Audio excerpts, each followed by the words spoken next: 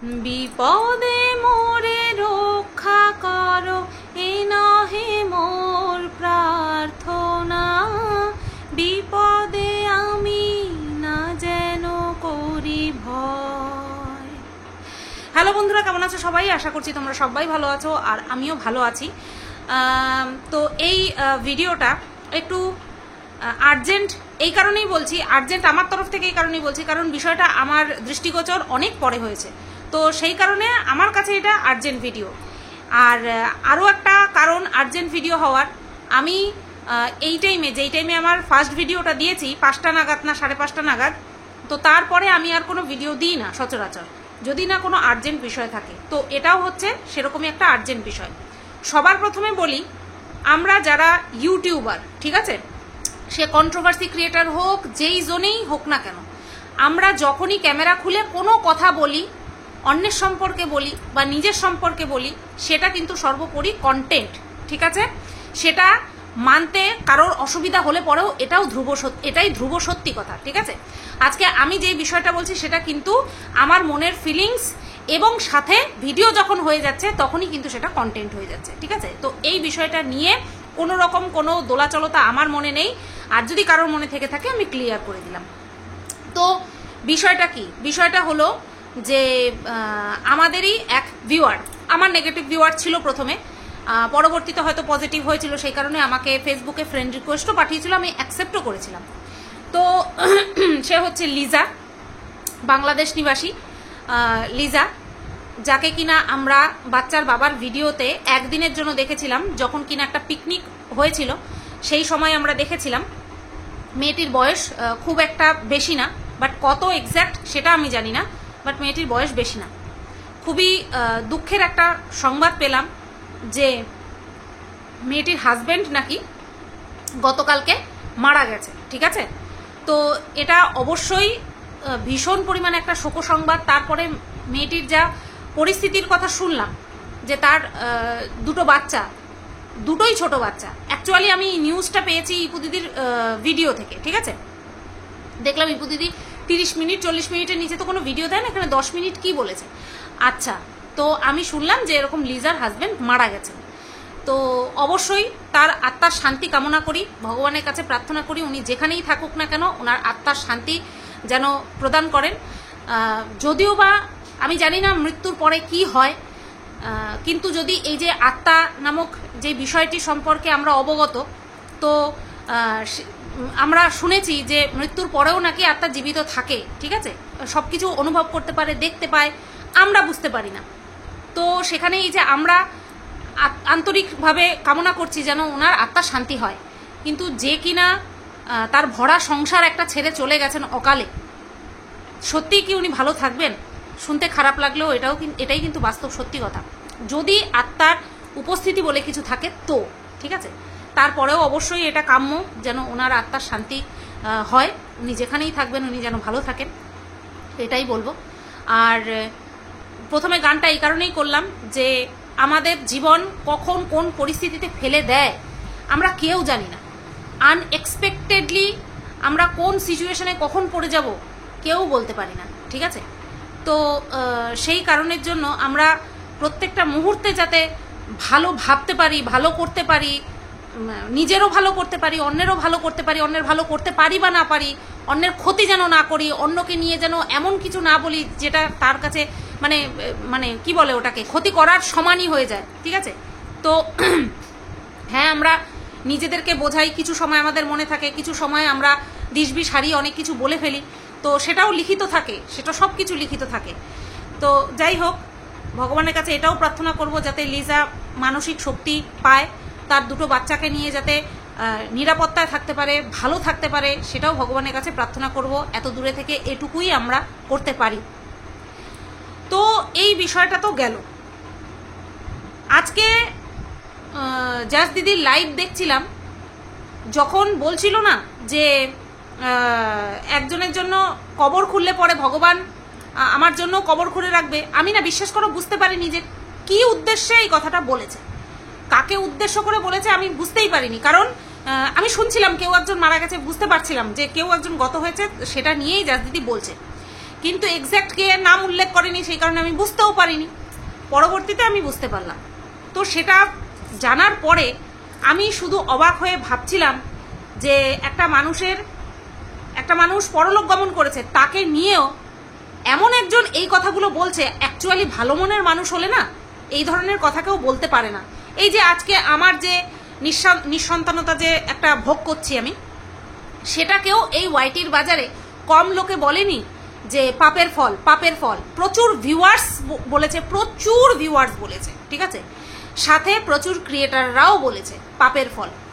আমি কিন্তু বারংবার বলে গেছি যে শরীর থাকলে রোগ হবেই। আর এটাও একটা প্রবলেম। একটা শিশু জন্মান্ধ কেন হয়? সে জন্মের পর কি পাপ করলো? আবার অনেকে বলে আগের জন্মের পাপ। ভাই, আমি এ জন্মেরটাই কুলাতে পারছি না, আমি আগের জন্মের হেডেক নিতে চাই না, ঠিক আছে, আগের জন্মের হেডেক আমি নিতে চাই না। তো এই ওয়াইটি একসময় এরকম জঘন্য ভাব, মানে জঘন্যতা দেখিয়েছে, তার জঘন্য নগ্ন রূপ দেখিয়েছে। বর্তমানে ওয়াইটির সমস্ত ক্রিয়েটাররা, কারণ প্রায় কথাটা কেন বললাম, কারণ এখনো একটা নোংরা ক্রিয়েটার রয়েছে যে কিনা আমার এই ইনফার্টিলিটির জায়গাটাকে নিয়ে চড়া পড়েছে বলতেই থাকে, ঠিক আছে। তো প্রায় সমস্ত ক্রিয়েটাররা কিন্তু এখন বুঝতে পেরেছে যে না, যেগুলো বলে এসেছি শুধুমাত্র পয়সা ইনকামের জন্য তো নয়ই, নিজের মনের জ্বালা মেটানোর জন্য বলেছি, কিন্তু সেগুলো ঠিক বলিনি। কিন্তু ওই যে কর্ম বলে না, লিখিত থাকে, আমার কি তোমার কি সবার লিখিত থাকে। তো যাই হোক, আমরা সবটা বুঝতে পেরে আস্তে আস্তে এমন একটা জায়গায় এসেছি যেখানে না নিজেদেরকে দম্ভ করে বলতে পারবো, সত্যি বলছি, লিটারেলি গর্ব করে দম্ভ করে বলতে পারবো যে না, নিজেদেরকে অনেকটা শুধরেছি। যেই ছিলাম আমরা, যা ছিলাম সেখান থেকে নিজেদেরকে অনেকটা রেকটিফাই করেছি। এটা অবশ্যই দম্ভ করার মতন, গর্ব করার মতন জিনিস, যদি ধরে রাখতে পারি তো।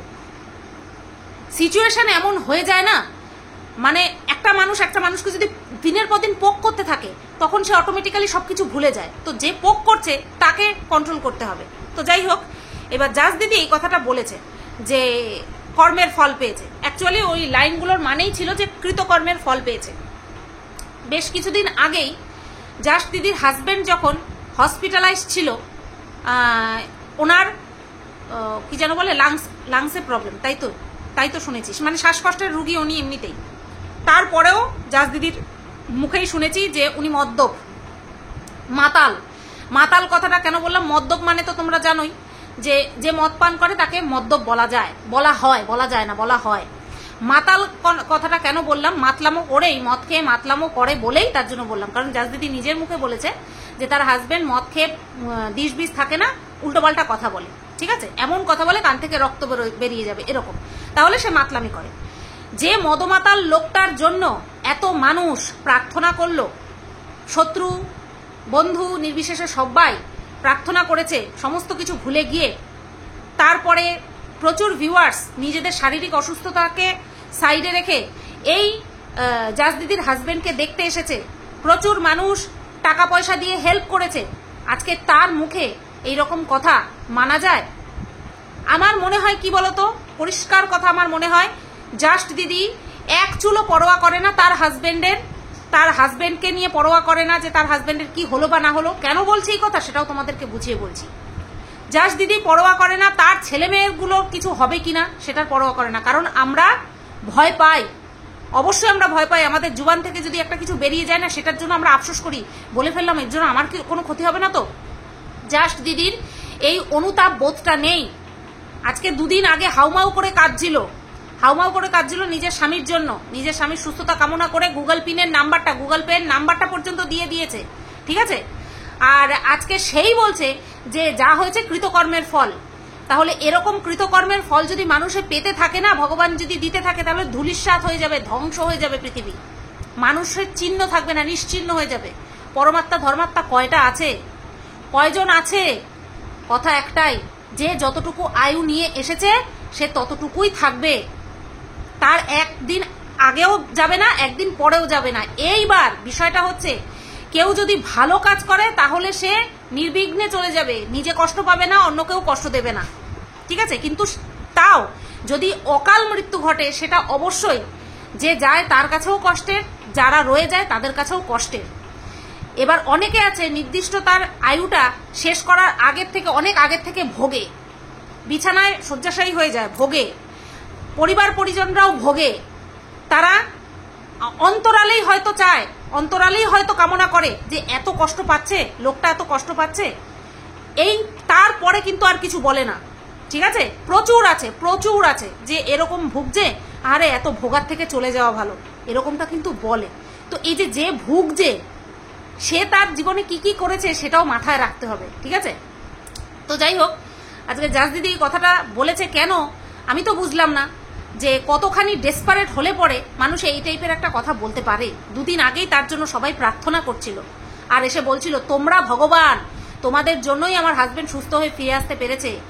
আর এক সময় যার সঙ্গে দেখা হয়েছিল, যার সঙ্গে কথা হয়েছিল, যার সঙ্গে একটা ভালো সম্পর্ক ছিল, তার হাজবেন্ডের মৃত্যুতে এইভাবে অমানুষের মতন কথাবার্তা এই ধরনের কিছু নোংরা মানুষেরাই বলতে পারে, সহসা কারোর মুখ থেকে বের হবে না। আজকে যখন আমরা চুপচাপ বাড়িতে বসে থাকি বা যেখানেই থাকি না কেন, যদি সেই ধ্বনিটা শুনতে পাই, আমরা কিন্তু অটোমেটিক্যালি নমস্কার করি, খেতে বসলে খাওয়ার থালার নিচে জল দিই, আর সবসময় কি প্রার্থনা করি, একটুখানি চোখ বন্ধ করে তার জন্য আর তার আত্মার শান্তি কামনা করি, যাকে আমরা চিনি না, জানি না, দেখিনি।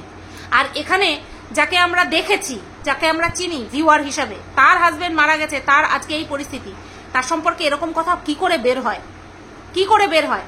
কেন বলছি এবার বললাম, যে কেন বললাম এবার সেটা বলছি, যে জাস্ট দিদি তার নিজের পরিবার সম্পর্কে চিন্তা করে না। এই কারণেই বলছি, একটা ফ্যামিলি ম্যান বা একটা ফ্যামিলি ওমেন, যে ফ্যামিলি পরিবারের মানুষ আর কি, নিজের পরিবারের মঙ্গল কামনার্থে অন্যের অমঙ্গল কখনো কামনা করে না, এটা হচ্ছে বিষয়।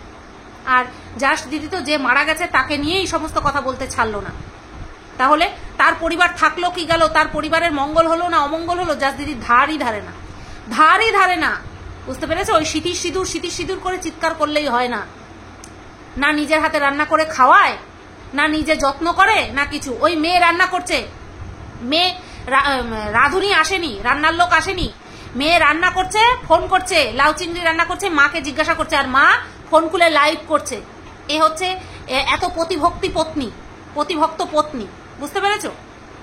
এই কারণেই জাস্ট দিদি বলতে পেরেছে যে কৃতকর্মের ফল, কারণ সে ডরায় না, কারণ তার পরিবার যদি ধুলিস্যাৎ হয়েও যায়, কিছু হয়েও যায়, অমঙ্গল হয়েও যায়, জাস্ট দিদির কোনো ফারাক পড়বে না, বুঝতে পেরেছো?